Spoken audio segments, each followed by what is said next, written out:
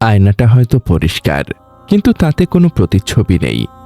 খাবারটা হয়তো সুস্বাদু, কিন্তু জিহ্বায় কোনো স্বাদ নেই। আপনি হয়তো নামাজে দাঁড়িয়েছেন, রুকু করছেন, সাজদা করছেন, কিন্তু আপনার মনটা কোথায়? সালাত শেষ করে যখন সালাম ফেরান, তখন কি এক বিন্দুও প্রশান্তি অনুভব হয় না? মনে হয় শুধু একটা বোঝা নামিয়ে ফেললেন। আপনি হয়তো কোরআন খোলেন, আয়াতগুলো পড়েন, কিন্তু সেই আয়াতগুলো যেন আপনার অন্তরকে আর আগের মতো স্পর্শ করে না। আল্লাহর ভয়ের কথা পড়েও আপনার চোখে পানি আসে না। জান্নাতের বর্ণনায় আপনার হৃদয়ে আন্দোলিত হয় না। পাপ কাজ করে ফেললেও আপনার ভেতরে আগের মতো সেই তীব্র অনুশোচনা বা ভয় কাজ করে না। এই যে ইবাদতের স্বাদ না পাওয়া, এই যে জীবনের প্রতি এক অজানা উদাসীনতা, আপনি কি ভেবেছেন আপনার অন্তরটা কি মরে যাচ্ছে? আজকের কথাগুলো সেই সব আত্মার জন্য যারা হয়তো বেঁচে আছেন, নিঃশ্বাস নিচ্ছেন, কিন্তু ভেতরে ভেতরে অনুভব করছেন এক গভীর শূন্যতা ও প্রাণহীনতা। সেসব হৃদয়ের জন্য যারা অনুভব করছেন তাদের ঈমানের আলোটা যেন নিভে আসছে, কোনো কিছুতেই আর আগের মতো শান্তি খুঁজে পাচ্ছেন না। আজ আমরা কথা বলবো এই ভয়ঙ্কর আত্মিক অসুস্থতা নিয়ে, যাকে বলা হয় গাফলাত বা উদাসীনতা এবং অন্তরের কাঠিন্য। আমরা জানার চেষ্টা করব কেন আমাদের অন্তর এমন কঠিন হয়ে যায়, কেন ইবাদতের স্বাদ চলে যায়, ঈমানের দুর্বলতার এই লক্ষণগুলো কি কি, আর সবচেয়ে গুরুত্বপূর্ণ, কিভাবে আমরা আল্লাহর রহমতের এই মৃতপ্রায় আত্মাকে আবার সজীব করে তুলতে পারি, কিভাবে আমরা আমাদের হৃদয়ের খোরাক জোগাতে পারি এবং জীবনের সেই হারানো আগ্রহ ও প্রশান্তি ফিরে পেতে পারি। আসসালামু আলাইকুম ওয়া রাহমাতুল্লাহি ওয়া বারাকাতুহু। আমাদের চ্যানেলে যদি নতুন হয়ে থাকেন তাহলে চ্যানেলটি সাবস্ক্রাইব করবেন, আর ভিডিওটি যদি ফেসবুক থেকে দেখে থাকেন তাহলে ফেসবুক পেজটি ফলো দিয়ে আমাদের সাথেই থাকবেন, যেখানে আমরা ইসলামের সমৃদ্ধ ইতিহাস ও জীবনের গভীর শিক্ষাকে আপনাদের হৃদয়ে পৌঁছে দেওয়ার চেষ্টা করি, যেন প্রতিটি আত্মা প্রশান্তি খুঁজে পায়। আপনার ঈমানি জীবনকে আরও সমৃদ্ধ করতে চান? আমাদের ব্লগে পড়ুন অনুপ্রেরণামূলক প্রবন্ধ, শুনুন হৃদয় ছোঁয়া অডিও এবং আপনার জীবনের প্রতিটি প্রশ্নের ইসলামিক সমাধান খুঁজে নিন। আজই ভিজিট করুন আমাদের ওয়েবসাইট www.ummakontho.com। যখন আমাদের শরীরে কোনো জ্বর বা অসুস্থতা আসে, তখন যেমন আমাদের জিহ্বা খাবারের স্বাদ হারিয়ে ফেলে, ভালো খাবারও বিস্বাদ লাগে, ঠিক তেমনি আমাদের আত্মারও যখন অসুস্থতা আসে তখন ইবাদতের স্বাদ হারিয়ে যায়।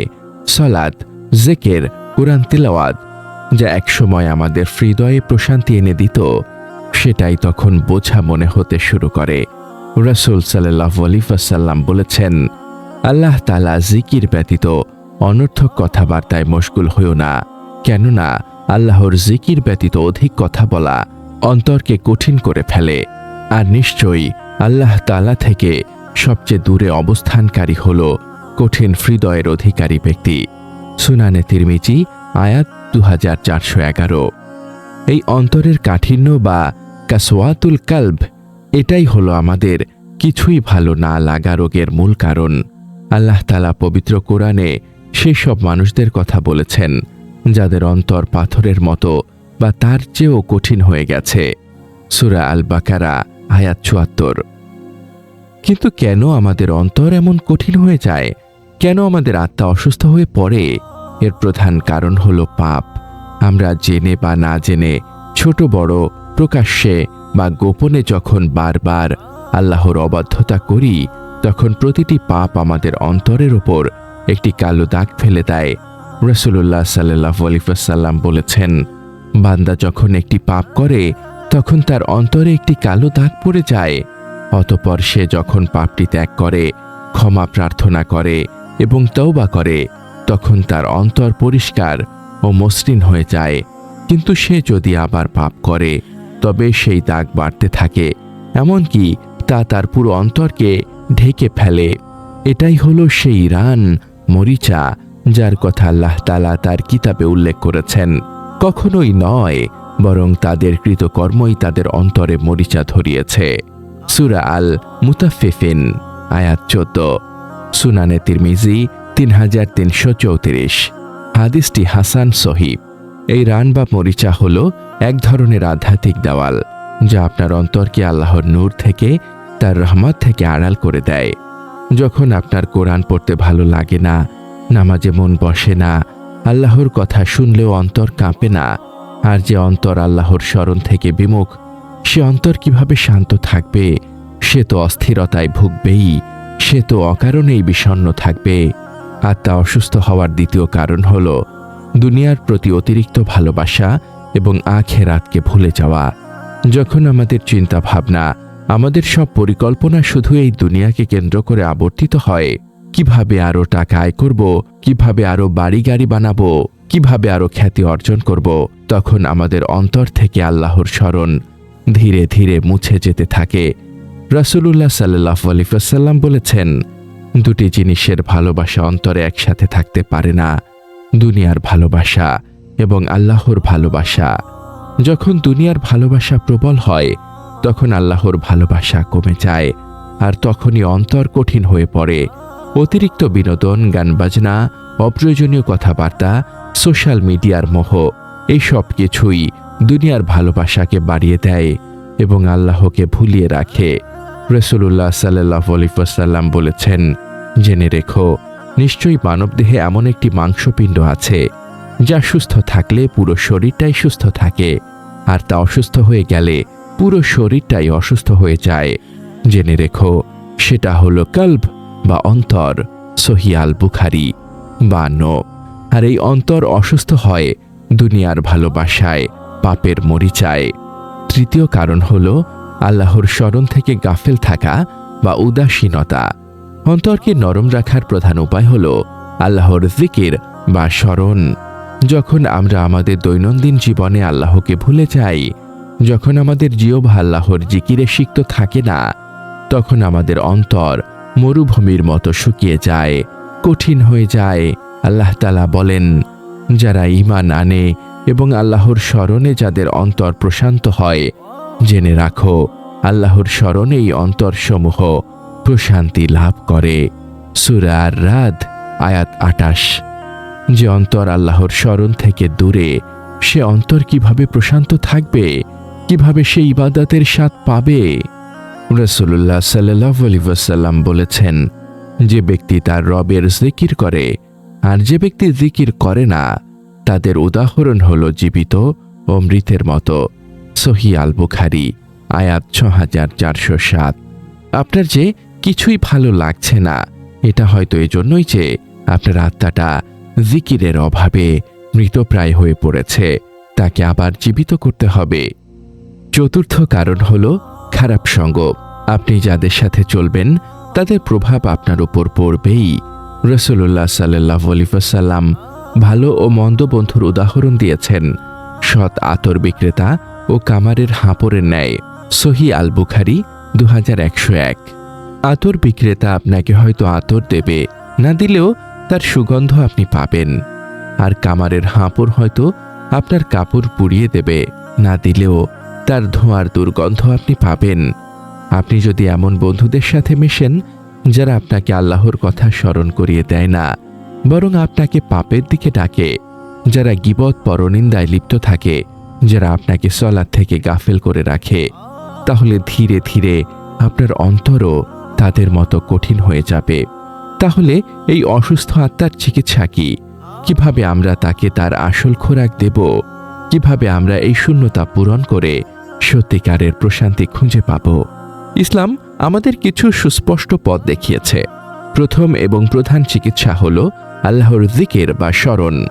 এটাই আত্মার মূল ভিটামিন, মূল পুষ্টি। যখনই আপনার মন খারাপ লাগবে, যখনই কিছুই ভালো লাগবে না, তখন সব কিছু ছেড়ে শুধু আল্লাহকে স্মরণ করুন। কিভাবে? সবচেয়ে সহজ উপায় হল জিহ্বা দিয়ে জিকির করা। সুবহানাল্লাহ, আলহামদুলিল্লাহ, লা ইলাহা ইল্লাল্লাহ, আল্লাহু আকবার বলুন, ইস্তেগফার পড়ুন, আস্তাগফিরুল্লাহ, দরুদ শরীফ পড়ুন, আল্লাহুম্মা সাল্লি আলা মুহাম্মাদ।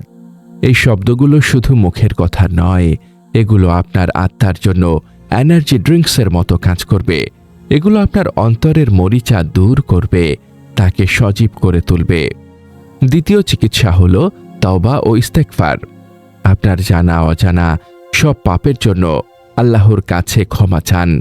তওবা আপনার অন্তরের সেই কালো দাগগুলো মুছে দেবে, আল্লাহর সাথে আপনার সম্পর্ক পুনঃস্থাপন করবে। তৃতীয় চিকিৎসা হল কোরআন তেলাওয়াত, বিশেষ করে বুঝে পড়া ও তা নিয়ে চিন্তা করা। কোরআন হল শিফা বা আরোগ্য। আল্লাহ বলেন, এবং আমি কোরআনে এমন কিছু নাজিল করি যা মুমিনের জন্য আরোগ্য ও রহমত। সূরা আল ইসরা আয়াত ৮২। কোরআন শুধু শারীরিক রোগের আরোগ্য নয়, বরং অন্তরের সকল ব্যাধির, সন্দেহ, অস্থিরতা, হতাশা, বিষণ্ণতা, গাফলত সবকিছুর আরোগ্য। যখন আপনার কিছুই ভালো লাগবে না, তখন কোরআন খুলে বসুন, দেখবেন এর আয়াতগুলো আপনার আত্মার সাথে কথা বলছে, আপনার সেই শূন্য স্থান পূরণ করে দিচ্ছে। চতুর্থ চিকিৎসা হল সলাত, তবে জীবন্ত সলাত। ৫ ওয়াক্ত সালাত শুধু আদায় করার জন্য নয়, বরং আল্লাহর সাথে সাক্ষাতের জন্য পড়ুন। সালাতে যা পড়ছেন তা বুঝে পড়ুন। রুকুতে, সাজদায় আল্লাহর মহত্ব অনুভব করুন, তার কাছে আপনার সব কথা খুলে বলুন। এই সালাতই আপনার আত্মাকে আল্লাহর সাথে জুড়ে দেবে। পঞ্চম চিকিৎসা হল মৃত্যুকে বেশি বেশি স্মরণ করা এবং কবর জিয়ারত করা। রাসূল সাল্লাল্লাহু আলাইহি ওয়াসাল্লাম বলেছেন, তোমরা জীবনের স্বাদ বিনষ্টকারী মৃত্যুকে বেশি বেশি স্মরণ করো। সুনানে তিরমিজি 2307। হাদিসটি হাসান সহিহ। যখন আপনি ভাববেন এই দুনিয়ার জীবন ক্ষণস্থায়ী, যে কোনো মুহূর্তে আমাকে চলে যেতে হবে, তখন দুনিয়ার মোহ আপনার অন্তর থেকে কমে যাবে। রাসূলুল্লাহ সাল্লাল্লাহু আলাইহি ওয়াসাল্লাম বলেছেন, আমি তোমাদেরকে কবর জিয়ারত করতে নিষেধ করেছিলাম, কিন্তু এখন তোমরা জিয়ারত করো, কেননা তা অন্তরকে নরম করে, চোখে পানি আনে এবং আখিরাতকে স্মরণ করিয়ে দেয়। মুস্তাদরাকে হাকিম 1393 সহিহ। ষষ্ঠ চিকিৎসা হল অন্তরকে নরমকারী কাজ করা।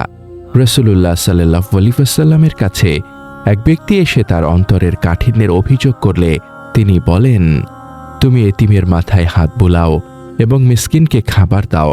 মুসনাদে আহমদ 7576, সনদ হাসান। অন্যের প্রতি দয়া দেখালে, এতিম মিসকিনের পাশে দাঁড়ালে আল্লাহ আপনার অন্তরকে নরম করে দেবেন। সপ্তম চিকিৎসা হল দোয়া করা। আল্লাহর কাছেই আপনার এই অসুস্থ আত্মার জন্য, এই কঠিন অন্তরের জন্য আরোগ্য চান। বলুন, হে আল্লাহ, আমার অন্তর কঠিন হয়ে গেছে, তুমি একে নরম করে দাও। বলুন সেই দোয়াটি যা রাসূল সাল্লাল্লাহু আলাইহি ওয়াসাল্লাম ট্রাই করতেন, ইয়া মুকাল্লিবাল কুলুব সাব্বিত কলবি আলা দিনিক। হে অন্তর সমূহে পরিবর্তনকারী, আমার অন্তরকে তোমার দিনের ওপর স্থির রাখো। সুনানে তিরমিজি 2140। হাদিসটি সহিহ। হে আমার ভাই, হে আমার বোন, ইবাদতে মন না বসা, জীবনের প্রতি আগ্রহ হারিয়ে ফেলা, কিছুই ভালো না লাগা, এটা একটা রোগ, আর প্রতিটি রোগেরই চিকিৎসা আছে। হতাশ হবেন না, ভাববেন না যে আপনি শেষ হয়ে গেছেন, বরং এটাকে আল্লাহর পক্ষ থেকে একটি সতর্কবার্তা হিসেবে নিন। তিনি আপনাকে ডাকছেন তার দিকে ফিরে আসার জন্য।